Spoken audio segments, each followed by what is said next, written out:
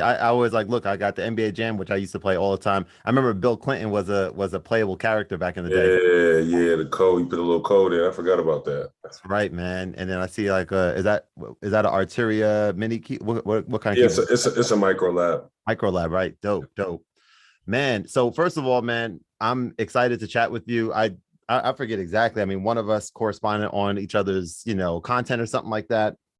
And then I happened to see that you are a professor in music production, which is like one of like my dream things to get into eventually.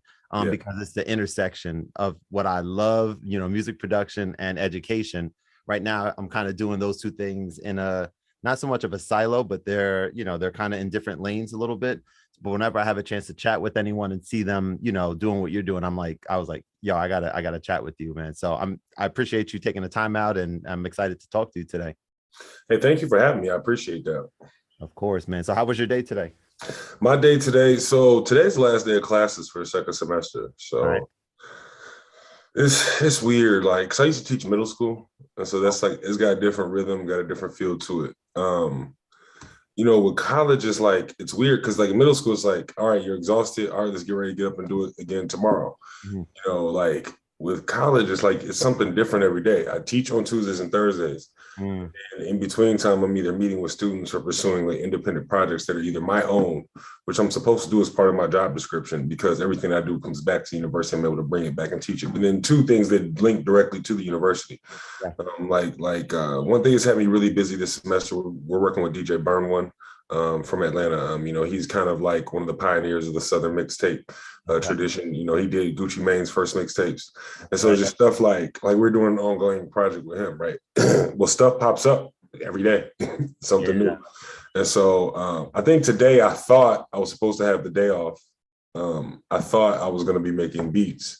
And then I remembered that I had a meeting with a student at 1 p.m., which I wound up having to turn into an email. I had to cancel it because I was just too busy. I Yeah. was supposed to see another student at noon, a high school student that didn't show up. So I had to email his mom and Yeah. see what the deal was. And then I had to gather up the equipment that I need to take back for the end of the year.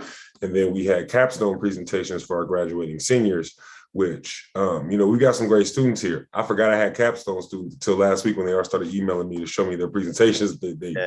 they did the last 2 days. So that was my day. Dang. So you had a long one today. Yeah, yeah, yeah, yeah. You need like a spa day or just whatever you enjoy doing to just kind of just unwind or something like that at this point, huh? Yeah, but I ain't got that coming up. Friday, we've been working with a lot of the K-12 schools, not only in our state, in our local community, but like nationally. Mhm. A lot of K-12 schools are trying to teach beat making classes, hip hop classes, artist development classes now, like just the same way they teach theater. You know what I'm saying? So we got a school, Glenbar East. It's just west of Chicago. They have a music festival on Friday. Wow. Is going to be headlined by an artist I've been working closely with for 2 years named Unir Gaines. Mhm. And then I'm going to be DJing and hosting the music festival. That's Friday. Oh, so that means tomorrow I got to get my DJ set together. I have to get a haircut, make sure everything is straight. Like, oh, Yeah. all right, cool. Oh, Monday, we have our local NPR affiliate and public access affiliate, the PBS NPR Yeah. wing, our Illinois Public Media. We got a lot of gun violence in our Champaign-Urbana community, Mm. and it relates to what we do because even though I'm teaching beat making, the whole thing is okay. If you can learn beat making, music production, how you in the music industry in higher ed, that means you should also be able to learn it in high school, and your music teacher should know how to teach that to you. And so Mm. it's this whole thing we're trying to do. So we work with a lot of the students, a lot of the youth here. And we're always asking for money for programming. Part of what we do is, it acts as an intervention, right? And so, hey, folks that do programming, folks that are in the community working with students, what can we do to stem gun violence? You know what I mean? Especially with the experience I had working in middle school. So they're gonna ask my opinion about that. Because a lot of this on-camera work that I end up doing, a lot of this media stuff, like it becomes because I have to. My job is I don't actually have a research job. Like Okay. everybody's is different, right? Like some people got to write a book or they got to do a dissertation or a paper. I ain't got to do Mm. that. So I'm a clinician, right? So I'm out here, I'm in the industry, but also I'm teaching the industry, right? Mm. Yeah. And so then part of my job is I'm recruiting too. And in particular, like if you think about a kid that wants to play trumpet, you ain't got to recruit. They're going to go wherever their parents want or wherever they like, right? Every college in America got somebody that can teach the trumpet. Right. It's not the same for DAWs and beat making. Right. And so then part of my job is to be out here like recruiting students, whatever. And so I'm doing a lot of these media appearances just to get my face out there, because that becomes ways and entry points in which students, I've had probably 5 families and students contact me. They came here and did a tour. How'd you find out? I saw your interview on Instagram. I saw your interview on Facebook. I saw not a college recruitment fair. You know what I'm saying? Got you. Yeah. So that is to say, so I got that on Monday. The next Sunday, I hope, and that's the other thing, I hope I don't have anything to do next week. But the following Sunday, we have convocation. Basically, it's the first one since I got hired. I got hired literally 2 months after the pandemic started. You know what I'm saying? And so now they're going to be gathering for the first time at the School of Music and walking. It's crazy because, they send you an email like, do you want to participate? And I'm like, of course. Yeah. If you want to participate, you got to wear a cap. And, oh, I'm one of the people that's going to be sitting up on the stage like, yeah. Like, oh, that kind of blew my mind when I realized that, like, I got my master's 11 years ago, and I realized that was the last time I put on a cap and gown. You know what I'm saying? Man. So, like, it kind of blew me, like, oh, I'm a Black man presiding over a convocation. That's weird. Yeah. I have the a campus culture podcast, right? Which, that's starting to grow legs. Well, that's going to become our last campus culture podcast episode of the year. I now have a co-host with that. And it's weird because originally that was designed to be a vehicle for Illini Anthem, which is we created the first hip hop fight song ever. Wow. Okay. You Google it. I might have, if we get a chance, I can send you the links and everything. But basically, and this is a long time in the making, but so I took one of our traditional band songs and I flipped it. I had an artist here that I work with who has deep ties to university, just like I got deep ties to university. And it's actually our second iteration of doing it. It's just that the first time we did it, I had a high school student that rapped just about the basketball team. And the song that we used to flip was later considered culturally inappropriate. Kind of the same way like the Atlanta Braves have gotten rid of the chop, or the Washington football team changed their name to Commanders. Yeah. We're the Illini. Like, that's our mascot, quote unquote, right? But it's not a mascot because Illini is short for a real Native American tribe. It's the Illini people. We have a Native American house on campus. If you are Native American, you come here for free. You know what I'm saying? Like, we really wanted to honor the actual, like, because like I grew up in like the Midwest, Ohio, you know what I'm saying, Illinois, like Native American. I mean, it's really all of America, but Native American culture is in our names, everything, right? And so they decided, hey, it's time to honor these people, right? And so that means we had to get rid of anything that was considered culturally inappropriate, you know what I mean? Or appropriated their culture in all the wrong ways. And that particular song, after I did my research, I realized that has nothing to do with Native American culture. That's a trope that's been promoted by Disney. You know what I'm saying? Straight from a Disney film. Like mad stuff that we've associated and thought it was like paying homage, and it's not. You know what I'm saying? So working on that project, where was I? Oh my goodness, we're doing so much. Recruiting, I was talking about recruiting. So we did that fight song, it kind of caught on a little bit. We had a chance to perform it at halftime of the first football game we played against Nebraska this year. We also performed it at the State Farm Center, which is where our basketball team plays. We were ranked as high as, I want to say, like 12th this year in basketball. And so it caught on a little bit. It's been a challenge because, hip hop is just, it might be native to the athletes. It might be something that comes natural to maybe the undergrad students, but you find out really what a university community is in doing a project like that. But that said, me knowing it was going to have legs, and knowing I was probably going to do a podcast anyway, just as an because everything I'm doing, every big project, most of the big projects are doing are acting as exemplars for the courses that I teach, right? So, for example, Illini Anthem, I made the beat. I had to find an artist to rap on the beat. I had to find an audience to market the beat to. I had to get PR and all this stuff. And so when I come to show you that as a professor, here's the living, walking example, right? Yeah. So then I was like, hey, you might as well do a podcast. She's like, I used to be on the Producer Grind podcast. I was decent at it, specifically for producers. I had to do something that was more related directly with what I'm doing. And I've noticed on campus, like, there needs to be something for the culture. Right? That might be Black culture, that might be Chicago culture, that might be hip hop culture, whatever, but something for the culture on campus. And so the podcast, I teach a podcasting class, so it acts as an exemplar for that. Wow. This is how you create micro content. This is how you create macro content. These are ideas to promote it. This is how you create a platform and grow its legs. You know what I'm saying? But then also I knew it was going to be I'm going back and forth with the powers that be at the university, because the song could be much bigger, but they don't understand that part yet, right? So then it's up to me to say, okay, well, until they do, these are the things I have to do, right? One of my frustrations was the song's not on Apple Music yet. I can't control that part of it, right? We're taking steps now. We're just trying to figure out what we can control, what we can't control, right? But one of the things I knew I had to do was create another platform that could carry the song without us having to constantly be talking about it, right? Well, the intro song for the Campus Culture Podcast is Illini Anthem. Yep. So I was on YouTube. It gets scooped up, and I get paid through my PRO on it. You know what I mean? I own 25% of the record. The artist owns 25%. Our Illini marching band owns 25%, and then our athletic department owns 25%. I mean, so I know that I'm finding ways to actively create income from it. You know what I mean?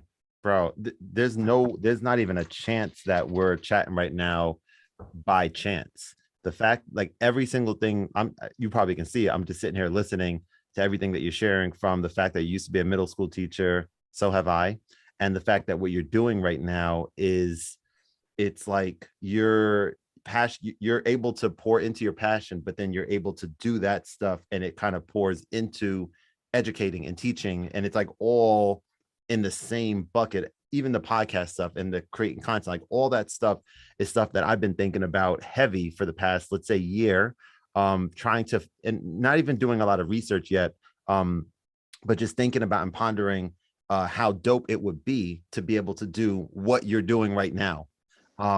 Clearly there's, like you said, there's like challenges, there's things like that are going to be associated with it. But man, overall, based on everything that you just shared, do you love what you do? Yeah. It's this semester in particular has been challenging because I've been drowning in work. It's also the first time I've been drowning in work that I have complete autonomy over. Okay. Yep. You know what I'm saying? Because, like, even as a middle school teacher, well, that's the thing about teaching middle school. I taught ELA. I taught English. Okay. Wow. Okay. The thing about that is that it's easy to find a way not to be drowning in work, but it's just kind of mindless, right? And so here, college, there's a realism to it where it's like, in middle school, they'll say, this is the thing that's most important. This is the thing that's most important. It might be the most important thing. It might not be. It was somebody's job to say it was, so then it is. The autonomy here is for me to be in the field and say, you know what? 3 months ago, that was important, but now this is important. And I have the autonomy to pivot us without having to check in with anybody. I got you. Know what I'm saying?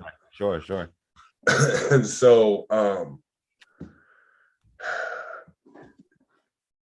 I think that, that freedom, and, that's the other thing, like, you have a hard time telling students on how important information is in middle school, let alone like the instructor after 3 years, 4 years, 5 years, right? Yeah. Do I believe in what I'm doing?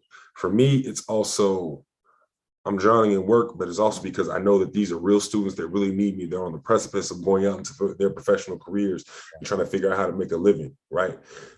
I didn't come out doing this. I just figured it out afterwards. How can I help them shortcut some of the things I had to go through? You know what I'm saying? And so when you think about it, it's kind of like, if I wake up at 2 a.m., I'm not going to think about how, Johnny couldn't comprehend 7 of the 10 questions, right? He'll probably figure it out. You know what I'm saying? And I can help, but there's so much stuff out of my control. You see what I'm saying? I got students here that really are coming to me with, this summer, I'm thinking about either taking out a loan to start my own business and launching my record label, or I'm going to go work in my dad's hedge fund. Which one do you think I should do? That's a heavy question. And I got to have like a real conversation with them. Hey, these are some of my life experiences. Here's some things to think about. I can't tell you what to do, but based on what you want to do, maybe we could try this, this, or that. What I'm often doing is students come out of a time when it's almost like it's a system of brainwash in public school, right? So many students think it has to be this or that.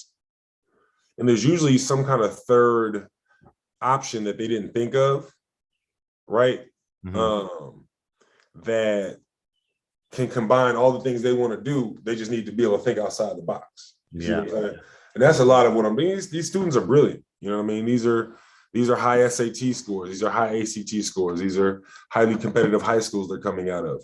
They had to, you know, beat out other students who were good players of their instrument in order to get in here, right?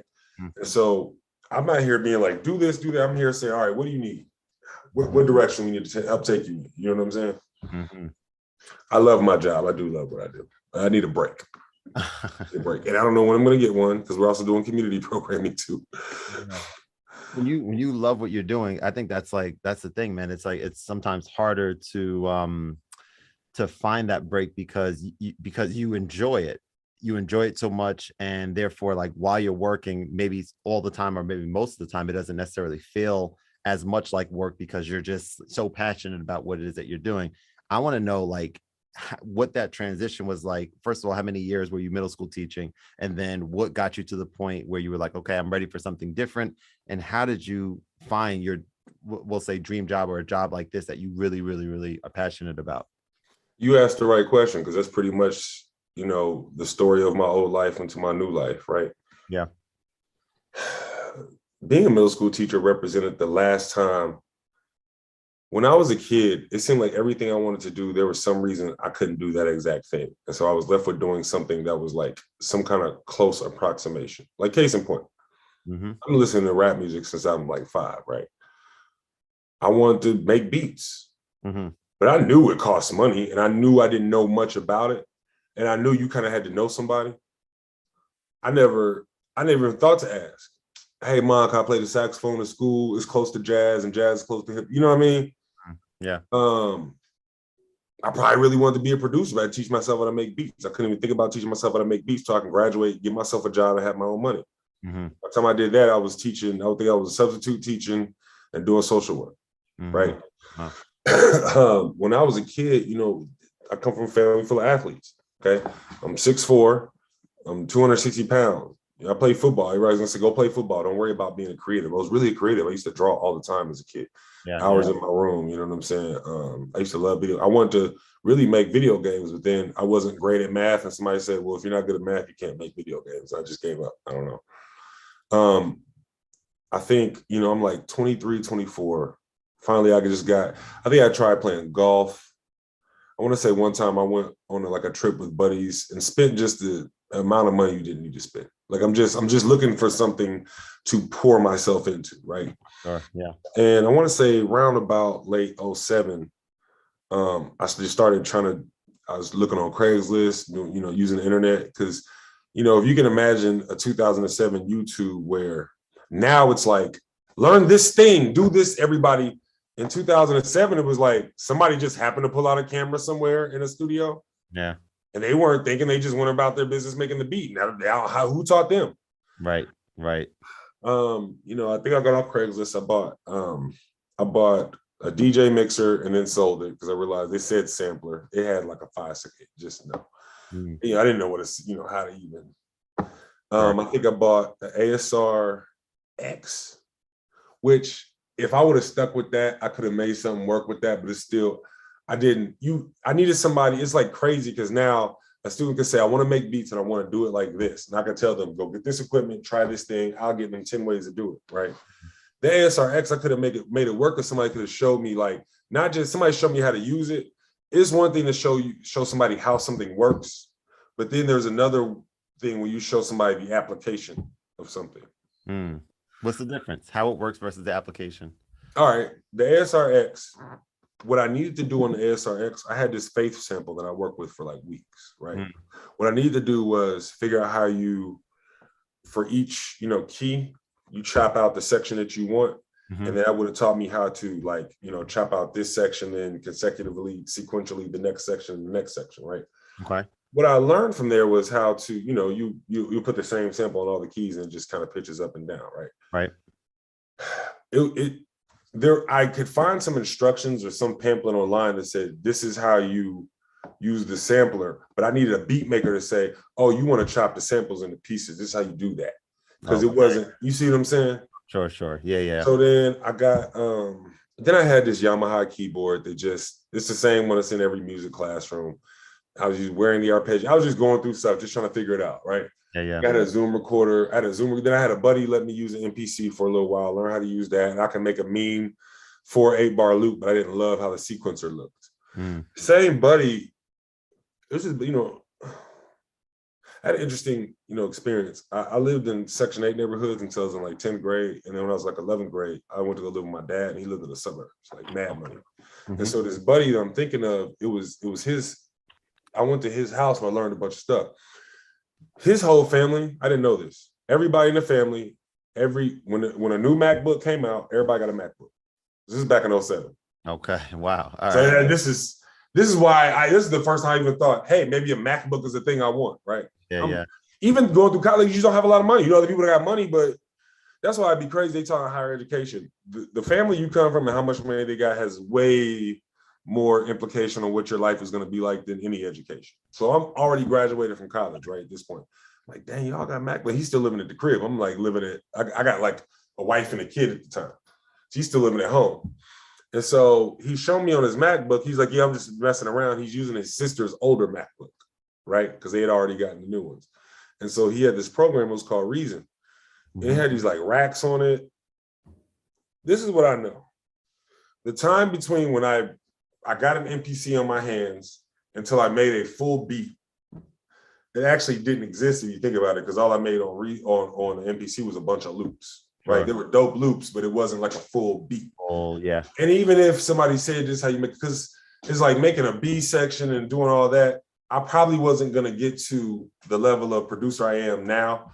Here's the thing. Everybody, you see Kanye in there at that ASR 10, right?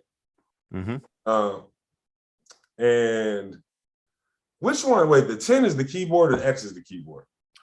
I'm not sure. I know the ASR. I know Kanye's talked about like one of his first keyboards that he's had was the ASR. So I'm not sure. So the one I speak, so I think the 10 is the keyboard. Okay. The X is an actual drum machine. It looks more like an MPC. It's just all black. That's the one I had, right? Okay. So, and I've seen people with the red one too. I just wanted to stop and make that point. Sure. But when you see Kanye with that MPC and that ASR, he's tracking that into Pro Tools. He's probably, if anything else, he's probably creating parts that he then tracks. He ain't sequencing the whole beat in that ASR. Right. It's not the easiest thing to do, right?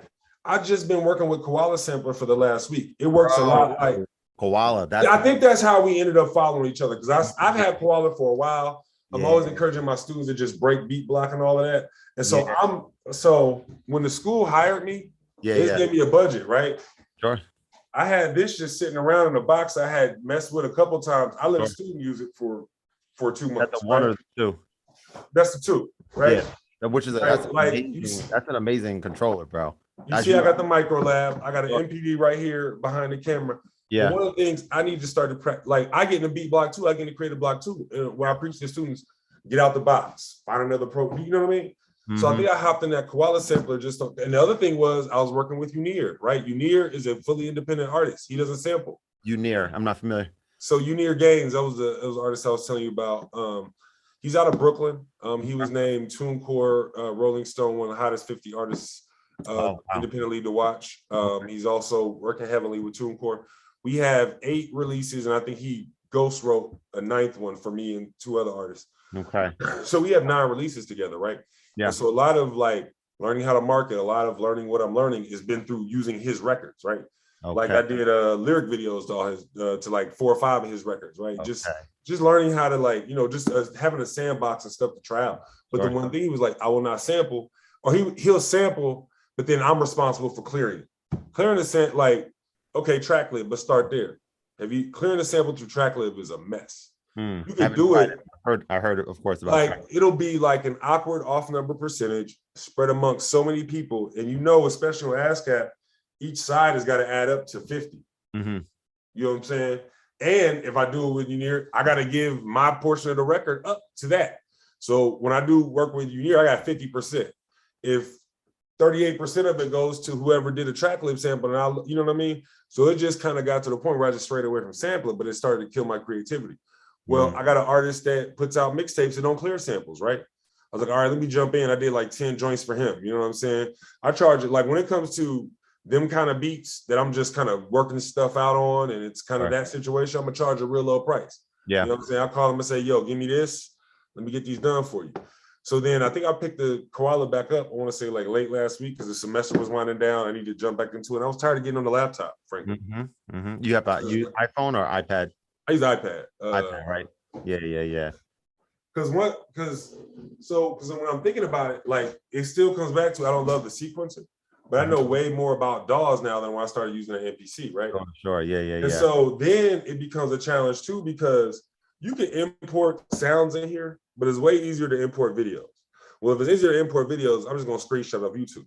But that creates like a workflow like limitation that kind of pushes your creativity, right? Bro. So what do we used to do on the thing? Oh, the big challenge on the MPC was don't get everything is sampled. The kick, the snare, the hats, all the percussion, all the samples, even the bass line, right? So there's mad ways you could do it. I remember, I read about Pete Rock in Scratch Magazine early on when he was talking about just pitch matching, right? It's funny because I use Reason and I teach people on all these newer DAWs, but I still got all the old school fundamentals, right? You're supposed to be able to sample something, pitch match it. I should be able to take two different samples and pitch them so they match together, right? That's part of the skill set. You know what I'm saying? So explain that again. Two different samples and then be able to tune them so you can hear them and on the same pitch. Is that what you're saying? Yeah, hold on, let me see. I don't know how well y'all be able to hear this, right? I can hear it enough. Yeah, word. Yep. So on the other sequence, I got the bass and just the sample, right? Gotcha. No drum. Right, now, that bass is from one song and that sample is from another song. Okay. Here are all the bass notes. How did you get those in there? So you can import video and then just, you could edit the sample and then copy it over and then go edit it to the part you want. And you just chop it yourself, the bass, like you chop or cut it yourself? Yeah, so that's the bass notes, and that was a sample and then here's a sample by itself. Right. So now I can show you where I got them from because they're still in my. The high part is the Father Stretch My Hand sample. It's that, but it's the part before the choir comes on. Okay. So. Okay. Do not pass it by. Right. Yeah. So now I filtered it, but then my iPad just died because I've been doing it so much. Yeah, too much but work. What I had this one sample where it was like a bass line solo. All right.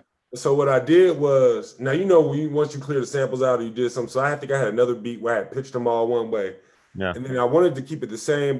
Whatever I did, I just resampled that same one. It was just the bass line. I chopped each little bass note up, right?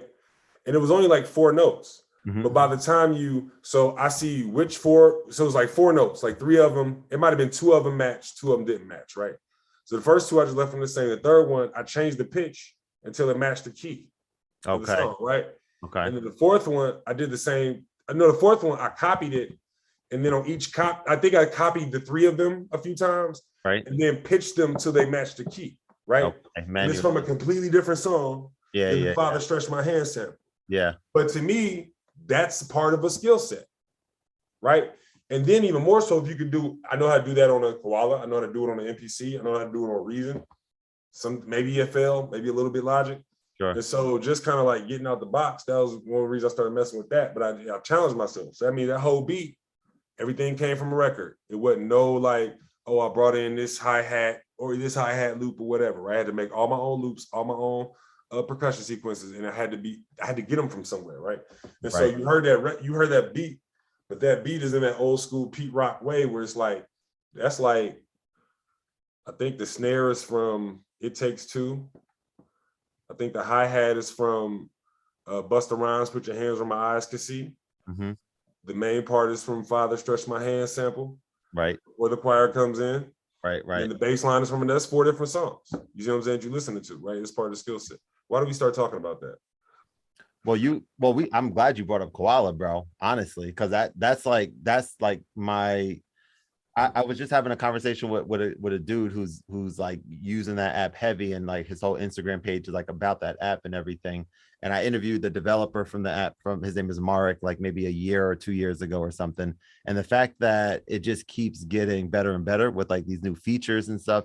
And the fact that, like you just said, I mean, you held up the push. The push is a what $800 MIDI controller. You can't do anything with it by itself, even though, like I said, it's amazing for what it does do. But the fact that you could just make such amazing music with a $5 app is insane. And I've had it. I had it for way longer.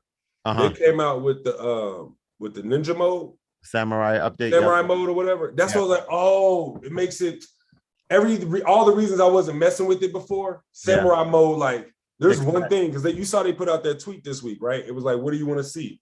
Oh, that was me. That was you? Okay, yeah, I didn't know, man. You gotta look like you work for Koala, man. I know that's kind of what I hit it at like the ground level where I interviewed the guy and I knew how big it can be. And so I said, you know, not much is going on the Instagram account. Like if you're interested, I would love to head it up. And so, yeah, I'm rocking with that now, but yeah.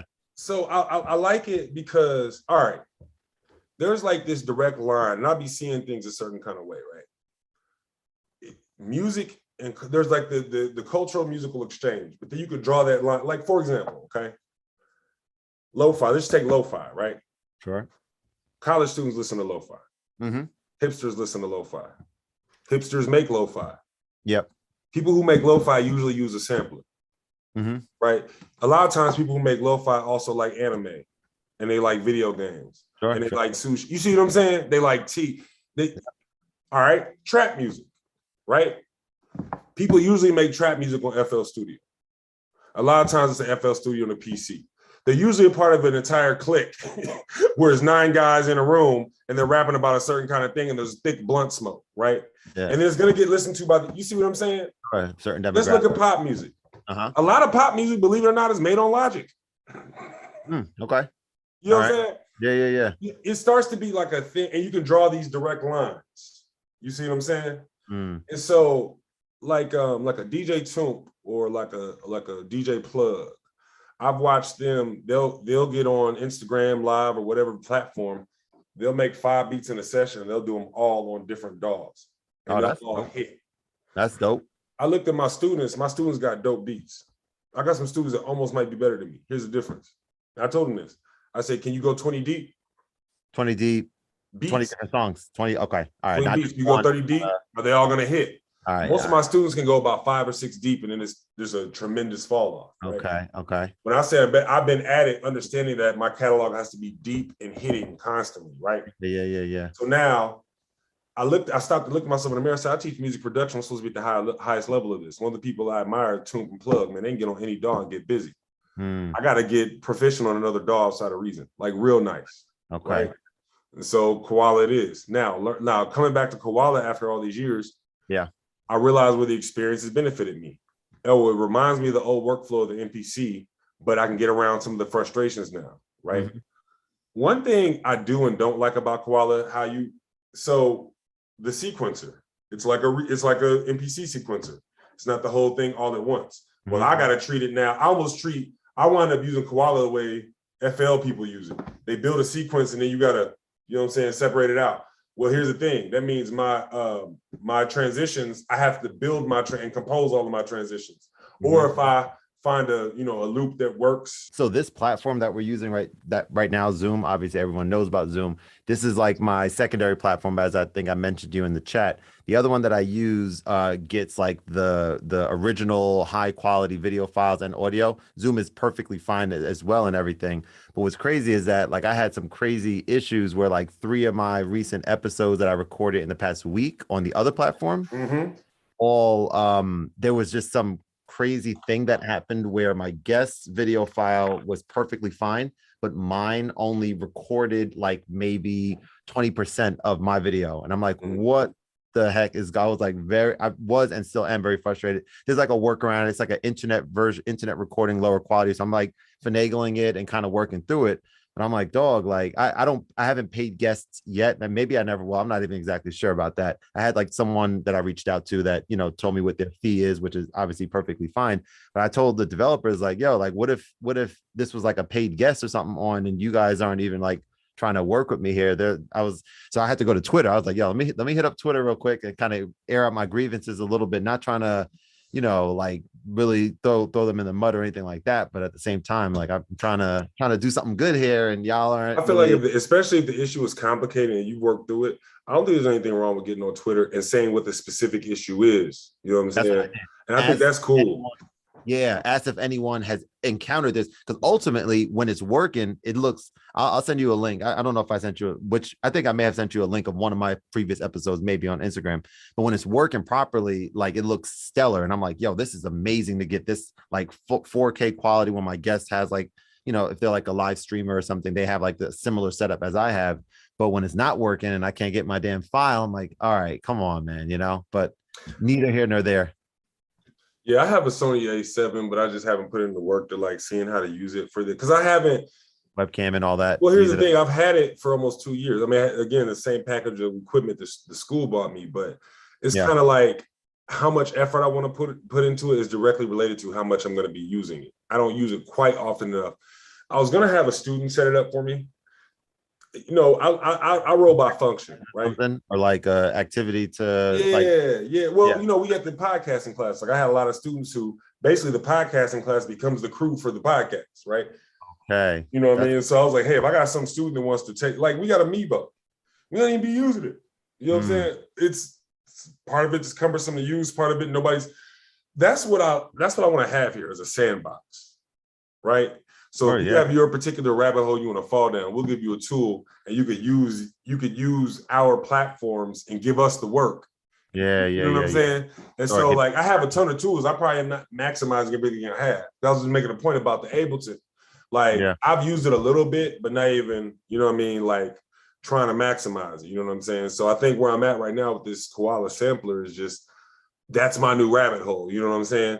And at some point I'll use it enough to where it's second nature. So if I set it down and come back to it, it's no big deal. You know what I mean? But I've been challenging myself. Like the first set of beats was just make something. The second set of beats was, get him to my homeboy that actually uses he does like a Griselda style of beat. I think the next one was, this needs to be as full as beat as you can. Like I do the Atlantic sequencing formula. It's not the only formula sequencing I do, but it's just the most basic, easiest one to like teach. What's that mean? Atlantic sequencing formula. Atlantic, right? So I got it. All right, BusyWorks Beats have put out a video, 10 things industry producers don't want you to know. I was in a quest to get better. I said, let me watch it until I come across something I don't know well. I think the seventh thing was like musical DNA. That's when I started messing with scalar and getting ozone and stuff. And I think the sixth thing was sequencing formulas. So I just Googled sequencing formula. And because when he talked about it, BusyWorks was like, Atlantic Records has a sequencing formula they don't want people to know about. So then I just Googled YouTube Atlantic sequencing formula. Up pops a video from MG The Future, who I've had as a guest in my class. I also had BusyWorks Beats in my class. MG The Future drove it home for me. But his video wasn't about sequencing. His video was about, so many people are using loops. They're teaching efficient and reasonable and creative ways to use loops, right? But what I got from it was, 8-bar intro, 16-bar verse, 16-bar hook, or rather, 16-bar. How do we do it? 8. No, it's 4, 4, and 4. Okay, yeah. All right, 8-bar verse, 8-bar intro, 16-bar hook. The verse is 16, but you break it down in this kind of way. 12, those first 12 are the actual verse, right? And then the last 4 are the pre-hook. One easy way to make a pre-hook, make it just like the intro, but then just kind of augment it a little bit, right? So what I started doing, because building it, because the first time I learned sequencing was from Henny the Business, when they did that Every Girl video, My President is Black, right? That's my mentor right there, bro. So build it up and break it down, right? So they would say, build it up and then break it down. Well, they also were heavy on the composing. They're big, they play stuff. I'm not a big player. I can grab some chords or I can finagle the bagel a little bit, but my strength is probably more sound design, right? Okay. Okay. So what MG shows you how to do is, hey, here's how you could take a loop and augment it 3 different ways to come up with 3 different sections, right? Well, it included a lot of sound design, same loop. Once we'll stretch it, the other half will take the high end, not the low end, and the other part will halftime. Mm. And so then I'm pulling, because see, I have a whole thing. Let me see if I got time to pull this up. Interesting. That's a different perspective. So there's a formula you're saying that I guess a lot of songs will use that formula. So I'm going to show you. I'm going to put this in the chat. It's called components. Yeah. It's called components of beat making, right? When I have to teach, because I have to develop a pedagogy, right? Because there was none for me. There was none for us. We just had to figure it out, right? Yep. Sure. And so composition is a thing. Sequencing is a thing. Sound design is a thing. If you're great at composing, guess what? Once you learn sound design, you're going to be a beast. If you're not great at composing, you can use sound design to make up for what you don't have as a composer. You see what I'm saying? But it's important to know all these things, because then you can start to identify what is my strength, what don't I know, and I can kind of get incrementally better. You see what I'm saying? Absolutely. And so because I understood this, and I could break down these parts, when I saw the MG the Future thing, it made complete sense, right? Oh, one of the reasons people struggle with sequencing and creating, and not so much which order, but creating an extra part, is because they don't compose well. But here's how you can take your skill set as a sound designer and use that to create B sections and to create bridges and things like that. Does that make sense?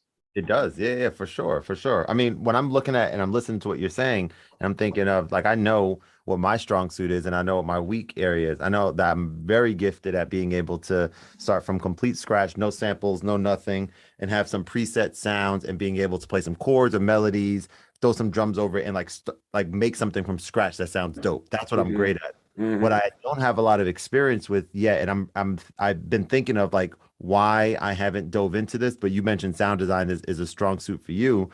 I'm sure you've seen these keyboards that have a lot of knobs and faders on them that all do something specific that don't require you to go menu diving in order to make changes to attack and cut off and all these types of things.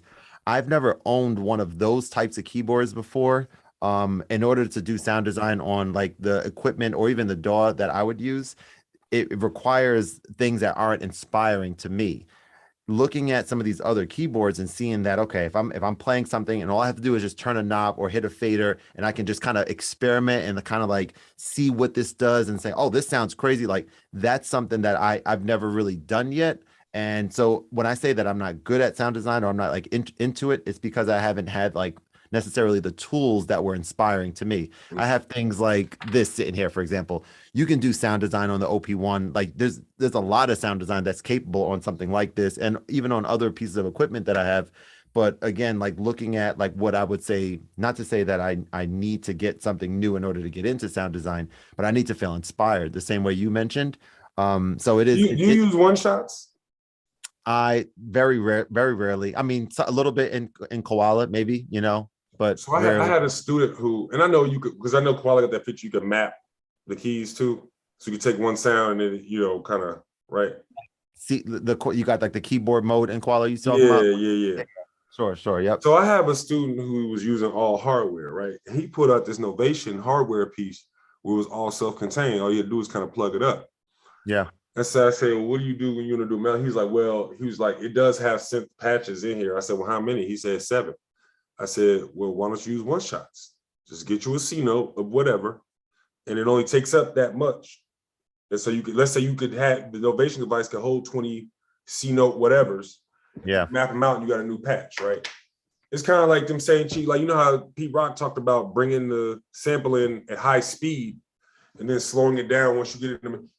All these become, I actually kind of like the different limitations of the devices, because they become, you see what I'm saying?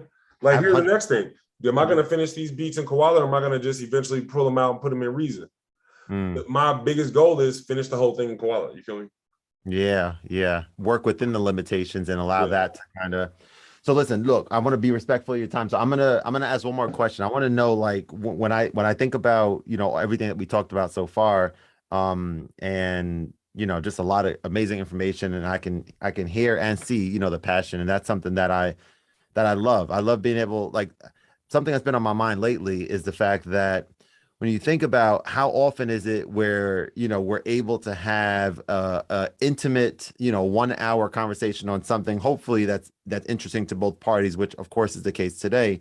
How often are we able to, like, I mean, maybe you're able to do it kind of often with your profession, but I guess generally speaking, when we look at like our friend groups and hanging out and stuff like that, we're not like, or I'll speak for myself, right? It's not very often where you're sitting down and you're just having this type of like deep, interesting and introspective conversation. So this is something like this platform that I built here. I'm extremely excited about the fact that like I'm able to learn, of course, from my guests. I'm able to be inspired. And then bringing this information and this passion that we're both sharing to other people so that they can listen to it. I'm super excited about, where this is going. You mentioned Henny the business. That's the person who inspired me 3 years ago, even though he didn't know me then, but he certainly knows me now, to start my YouTube channel with his iPad stuff. That was the guy. I was like, yo, this is dope what he's doing. I meet with him, every Sunday now in his Patreon group, and it's unbelievably like changing everything for me, man. I mean, I think got he's why I started looking at Koala, and I think that's why I have Audio Bus and haven't even used it. okay. I haven't even gotten into I actually knew about the Korg stuff 4 or 5 years ago. I just I'm finally at a place where I'm ready to use it because well, here's what I mean. Psychologically, there is being able to use the equipment, and then there's feeling like you're good as a producer, right? Yeah, and I finally use Reason to finally break through. Like, I'm a good producer.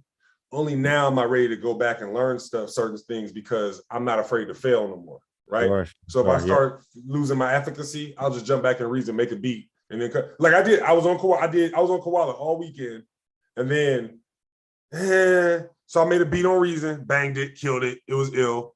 People was, oh, that's dope. Then came back to Koala, and I still like the stuff I'm making on Koala. It's just that I gotta get my 10,000 hours in on it. You know what I'm saying? Yeah. You're learning it. You got that. Yeah, I totally agree. And sometimes it can be, it's great. It's like a balancing act. It's great to have like those outlets, like you said, when you're in that creative rut, to be able to step out of what you're used to, out of your comfort zone. That's amazing to have that. Sometimes for me, what I've noticed, like the challenge is that I at a time I've had too many different ways of making music, and I still probably do to an extent right now. And I'm so fascinated when I meet people who just have one way, and they know it like the back of their hand, and they're able to do like incredible and amazing things. If you would have asked me like where is like the closest place for me, it's definitely not Koala. I'm still like kind of scratching the surface in terms of like learning it and all that stuff. For me, the place that I like know intricately well. I don't know if you've ever seen this piece of equipment before, the Teenage Engineering OPZ. Have you heard of this? Yeah, I have. So this is something that is, it came out 8 years or so after the OP1 came out, and it looks so unassuming, and it looks like something that's not like inspiring. But when I tell you that like the stuff you can do on this, like I want you to actually take some time to like, I'll send you a link to one of my videos actually where I talk about it. I get hyped about it because the stuff you can do on there, from my understanding, there's nothing else doing the stuff like from a sequencing perspective, and like changing sequencing key changes by just the press of a button. So imagine for a second that you have a 4-bar, you mentioned your loops, 4-bar loop going on with your drums, and you got like some different synths and bass and all that stuff.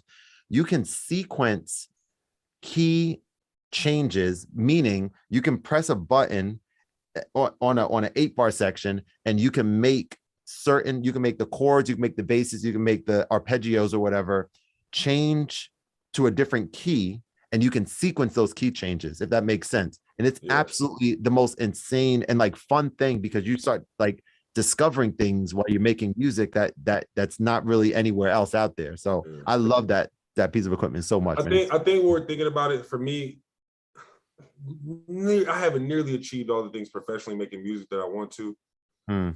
But I finally reached a point where I feel comfortable making music for music's sake.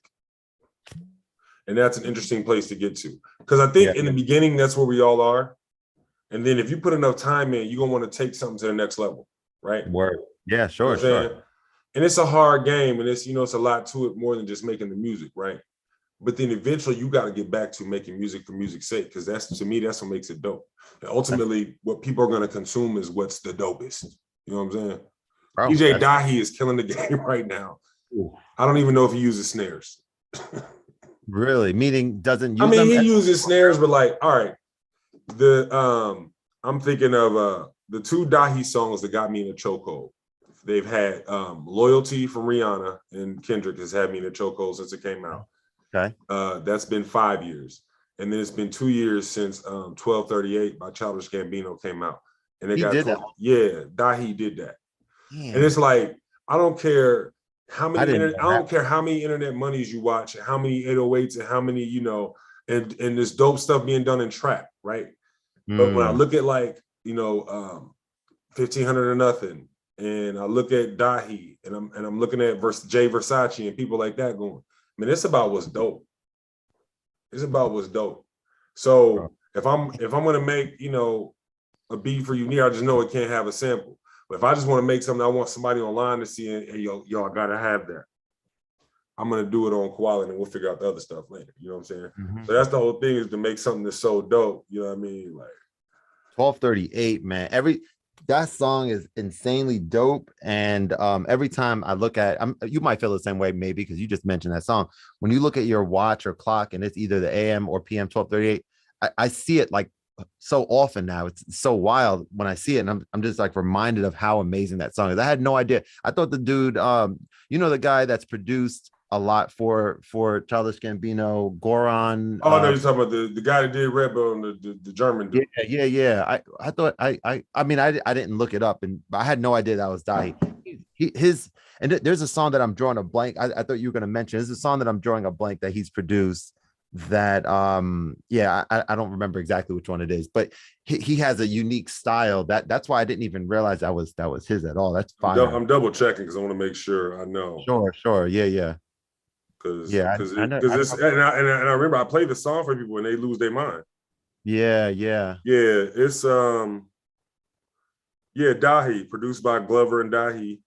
Wow. Also, the Kaja Bonet, the singer on there, and it had been a whole year I've been listening to the record before I even thought about looking up who wrote, because the vocals on there is crazy. The way he arranged it, the transistor radio fuzz transition. Like, that's so ill. Like, why did I think of that? Wait, which part of it? I'm trying to think of the part. So there's a part where, like, so when she goes da da let you can hear like the fuzz turning. Okay. Yeah. But he uses like the turning of the radio dial as like a transition. Oh yeah, I know it's yeah. Like, I tried to do that last year and it didn't. It came out all right. All right, yeah. Because Reason got this thing where you can connect four channels and fade in and out of them. All right, yeah. You know what I mean? So the idea would be like I would have a melody, counter melody going, and then fade in and out of one. But I think the way I try to do it was, by the way, not just that we're having this conversation. A lot of people interviewed me about production. I noticed that you really make beats, and it's a good conversation because I'm like describing specific production techniques, right? Word, man. It's one thing to be like, oh, making beats is cool. You don't know you did it till you start having this kind of conversation. But it routes four channels together, right? So I can have like a melody, counter melody. I think what I did was I had like a melody, counter melody, and then like an augmentation, and then radio fuzz on one. And then like on the like going from the A half of the verse to the B half of the verse, and like the last eighth, I like automated the dial to turn so that you got one piece of it.